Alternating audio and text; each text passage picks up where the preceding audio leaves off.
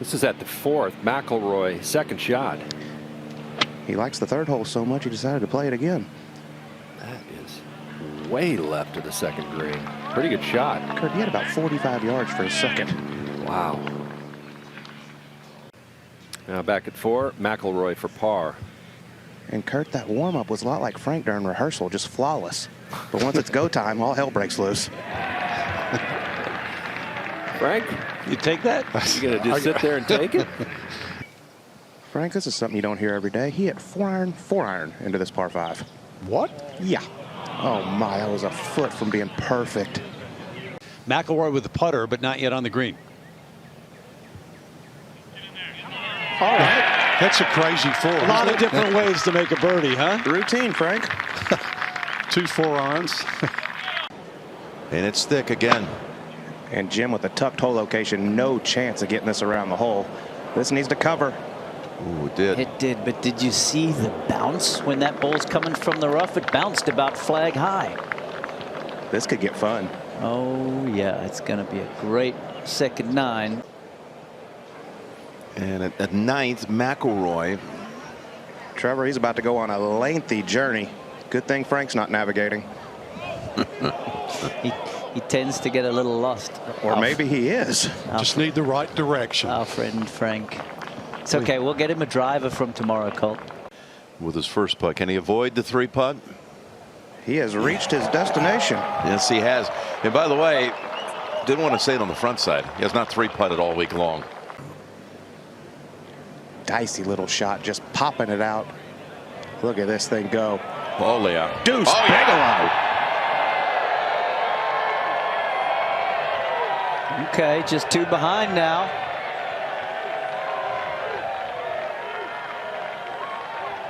Back to the tee, and some fellow named Rory McIlroy. Some fellow named Rory taking it down the left. And if you like perfect, Kevin, you'll like that one. I am a fan of perfect. And the RBC Canadian Open, full coverage next weekend. We're at 15 with Rory. Talk about the defending champion right here for next week. Jim, that's a 7-iron on the way. Just hoisted miles in the air. Neil Boucherie and the Workday folks. You got yourself a great sponsor, Jack. We've got eagle attempt for McIlroy at the 15th. One that looks really quick, but we've seen players leave it short time and time again over the years. Yeah, Hodges just left it short a little while back. That was almost identical. Gotta walk out of here with a 4 after having just 7-iron in. You got it. McIlroy to -6. Is it a mouse for you? It was a dragon for me. Well, here's McIlroy at 17. That's 8-iron from 178, and this looks tasty. Right at it. I could have handled the mouse. What a great shot there from Rory. Big advantage hitting it long down there and hoisting it high with the second. And this would be a great birdie for Rory. Just 7 feet. Ian, he has played this hole perfectly. He sure has, Colt. That was a great drive. Second putt. 3 birdies on this incoming 9. Coming off that wonderful birdie. Going with that nuclear 3 with it, he can carry over 300 yards. Needs a yard to draw. Oh, got a great bounce.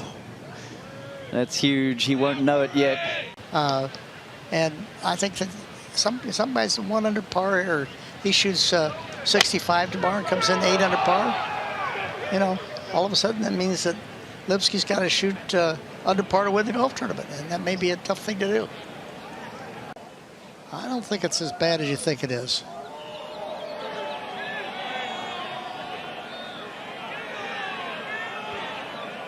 Start turning and slow down. It'll. Oh, the ball slipped the other way, didn't it? Final pairing, or he could be in the final pairing if he holds it. For par. Oh, that's huge. That is huge. He might have fallen to about 5 pairings from the end had he missed it. And now, barring a Kim or Hubbard birdie, at the last. He's going to be in the final pairing tomorrow, Jack. That's big. Roy, how was today compared to maybe the first 3 days swing-wise? Similar, I would say. Felt like I've hit the ball pretty well this week. The big thing for me around here with how penal it is off the tee is just getting the ball in play. Throttling back, hitting a lot of 3-woods, some irons off tees, using the driver sort of sporadically. And that's been the game plan, and that's what's really worked. That's what's really worked over the last 3 days. Sorry, just seeing what Siwoo did there. And when you're paired with someone who maybe he hasn't won on the PGA Tour, do you consider that an advantage, and if so, why?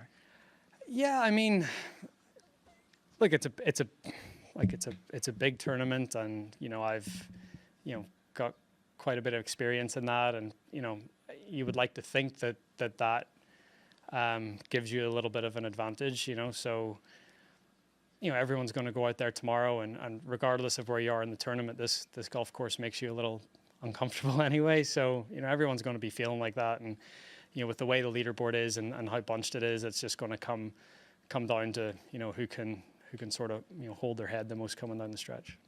You just look at numbers on a board, and you didn't have to do a ton to be in the last group, be near the lead, whatever. But was it harder work to get to where you are?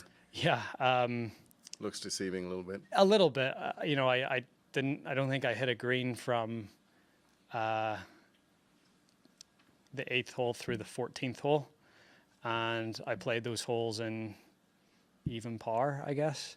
So chip in on 12, and got it up and down from some tricky spots. So yeah, I was really happy with how I scored out there, and how I just sort of hung in there for most of the day, and played those last few holes pretty well, especially 17 and 18. Did you have that sense at some point in the middle of the round that that's what it's all about today? Yeah, so walking up the 11th, I got lucky off the tee, and my ball didn't go into the creek, and when I made 5 at 11, I said to Harry, let's try to break 70 today. I think that would be a really good score. I was 1 under at the time.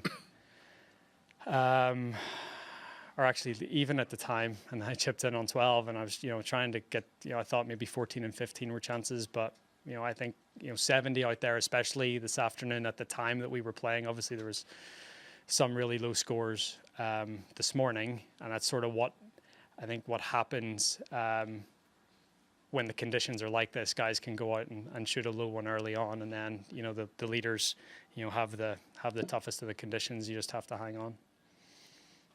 Rory, you've won before without your best. Clearly, what's sort of the mindset when you're sort of feeling like this, and as you told us yesterday, still working through some things? Yeah, just hanging in there. As I said, getting the ball in play off the tee is really important for me.